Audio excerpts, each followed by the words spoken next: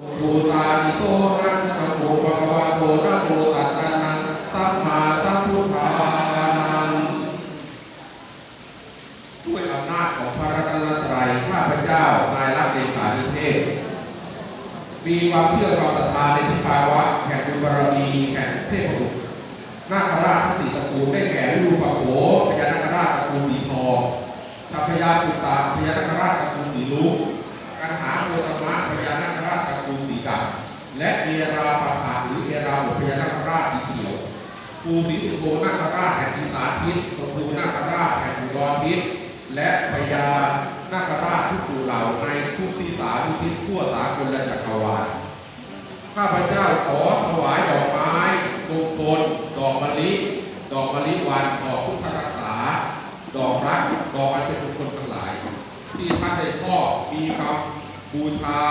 มีความศรัทธาในการบูชาพระพุทธเจ้า